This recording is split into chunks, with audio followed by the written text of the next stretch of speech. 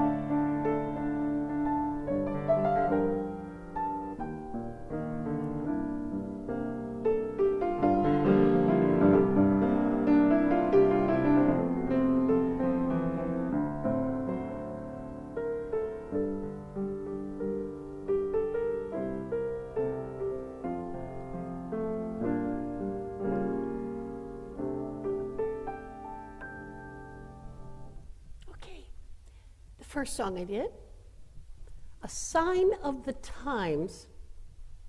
That was from 1966, and Petula Clark had a big recording on that. Did you know that, Jim? Petula Clark, yeah. And anyway, Sign of the Times.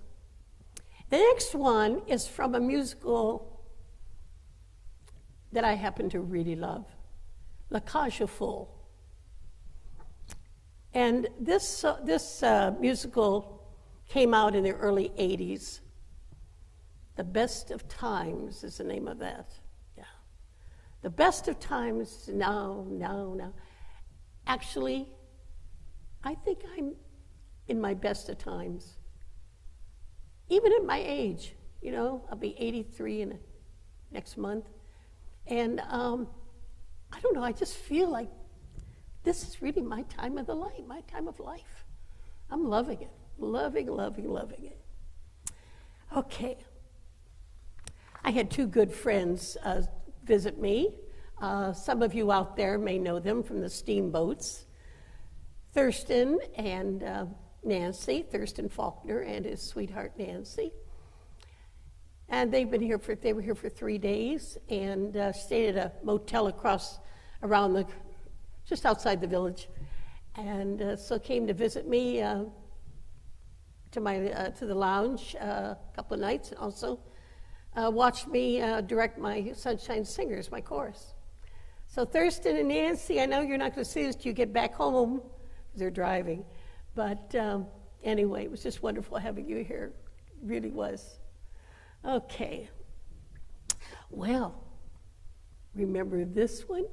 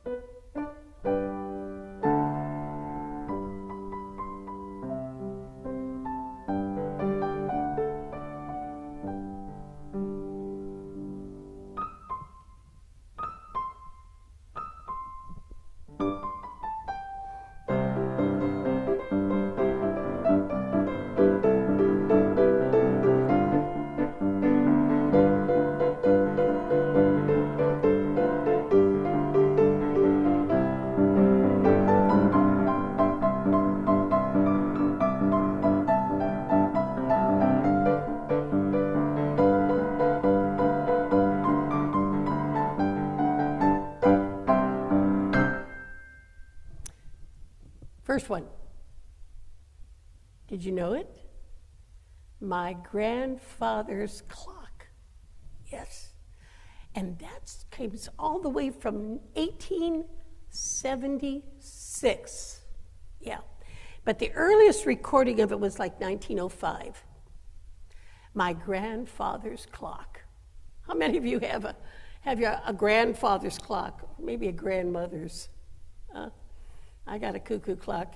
I keep the cuckoo clock shut off because it drives me nuts, all that cuckooing.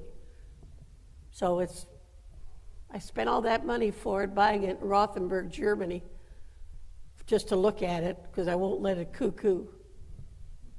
The next song is the Tick-Tock Polka. Now, you know, I was an accordionist for many years and played accordion on stage. But when I was young playing, I started playing it at 11, I believe, accordion, and I used to play with some polka bands. This one, Tick-Tock Polka, is very popular. It was my first polka that I learned, Tick-Tock Polka. Frankie Yankovic, yes, he was the one that originally recorded the song. Tick-Tock Polka from 1947. Okay.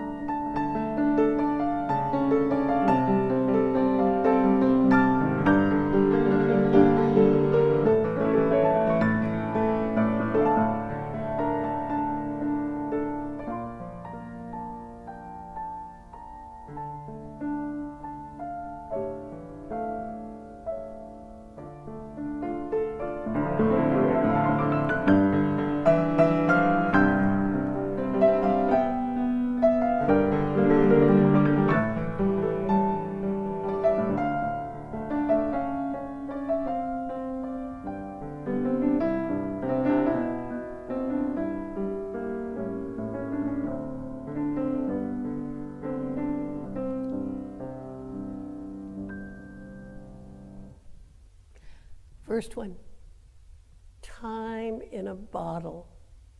Have you ever had a time where it was just the greatest time? You think, if I could just put that in a bottle, right? And open up the cap someday when I'm feeling down and have that beautiful memory in that bottle that I could take out and it'd be right there. Yeah. Time in a bottle. Jim Croce, 1970. The next one is Until It's Time for You to Go. Now, that was written by Buffy St. Marie in 1965. She was also a singer. But the one that I remember the most is Elvis singing it. Yeah. 1972, he recorded that. Until It's Time for You to Go.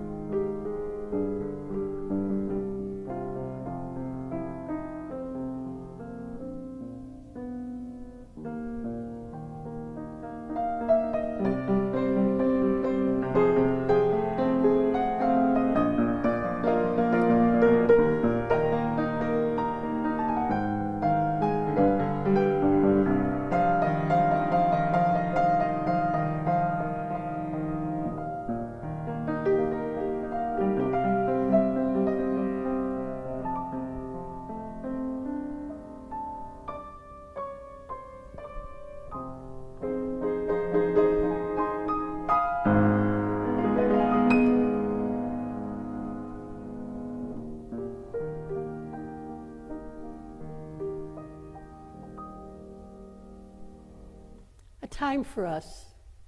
That had to sound very familiar.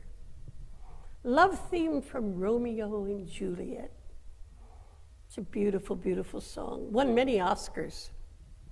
1968 came out in the film Romeo and Juliet. And it was, the biggest hit of that song was a single, and it was an instrumental by Henry Mancini. I believe like 1969. Henry Mancini didn't write the song, but his orchestra played that and was a big hit. No words, just played instrumental. The next one is from a musical called Mack and Mabel, and it was about 1968 when that song came out. Time heals everything. Well, doesn't heal everything, but it sure does help. When you've had something terrible in your life, and time kind of softens it, comforts you as years go by. That doesn't mean you don't remember what happened, but the time kind of helps a little bit. Beautiful song, Time Heals Everything.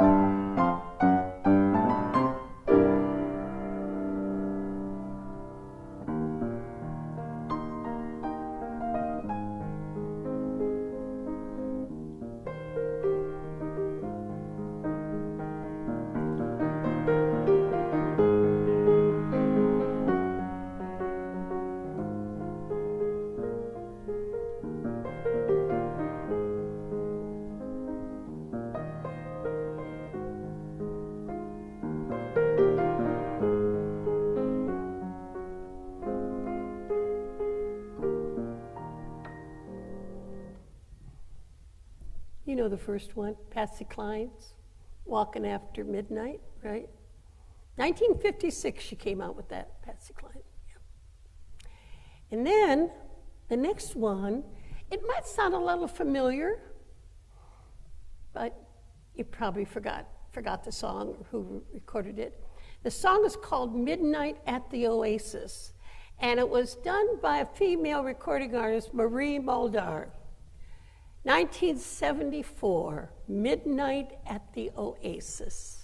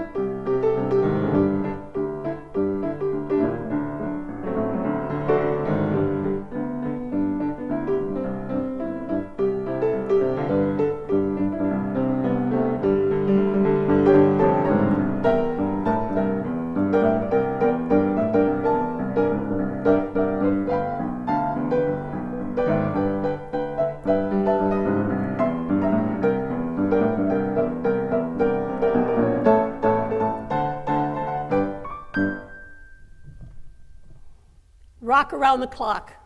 After all, it's about time, right? Yeah.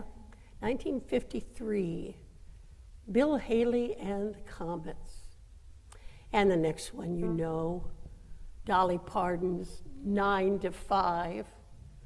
9 to 5, 1980, that came out in the movie 9 to 5. That was a good movie. Okay.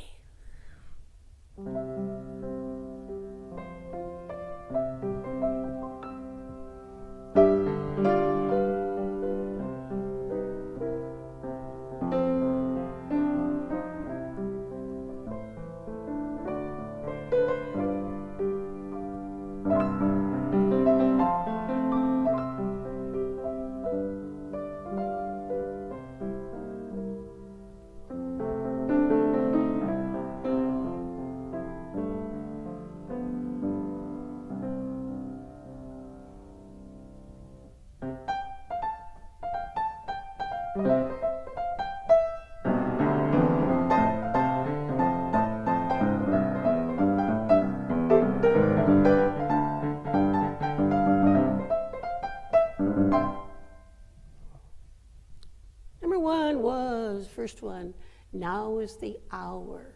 Yeah, Now is the Hour. And that song is said to be the Maori, from New Zealand, Maori, farewell song, the Maoris, yeah. That's what it said. And it says that they used to sing that when the soldiers were going to war. Yeah. The next one is Count Basie, and it's called The 1 O'Clock Jump. Yeah. And that's from the late 30s.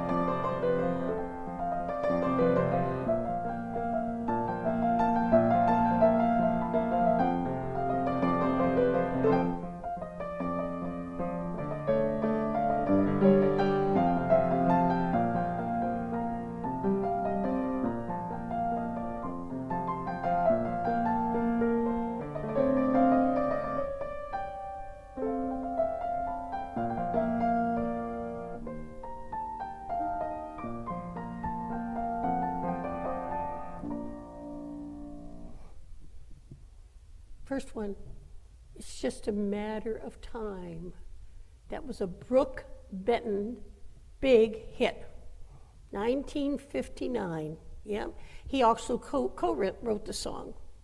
Yeah, Brooks Benton. Now, the next one is the Minute Waltz. If I would have kept playing it like I was playing it, it would have taken 2 minutes.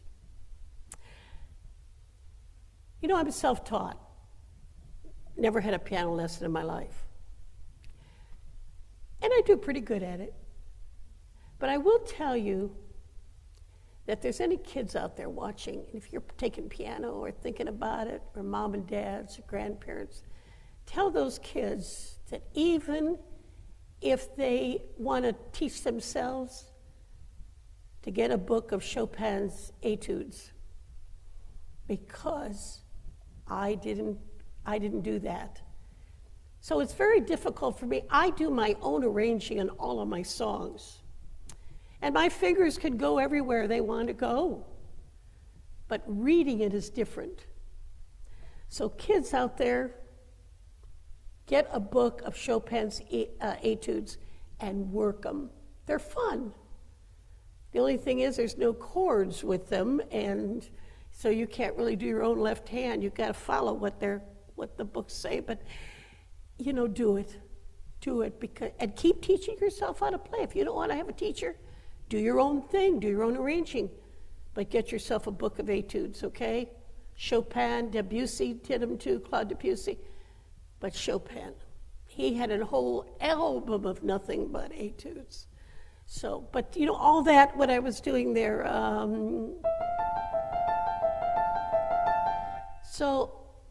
now at my age, my fingers are not quite that nimble. They're doing okay. But that's a little hint from Phyllis, okay? Do that. All right.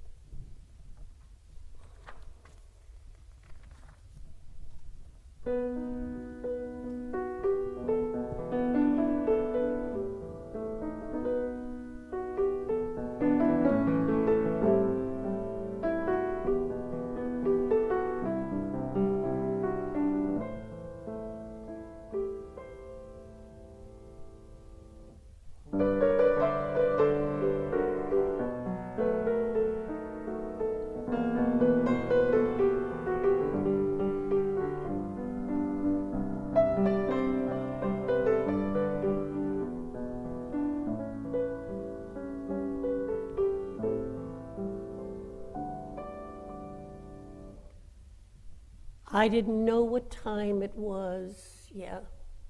As a Rodgers and Hart tune, 1939. And the next one I played was, of course, Twilight Time. Big hit for the Three Sons, and also for the Platters, right? Beautiful song, Twilight Time.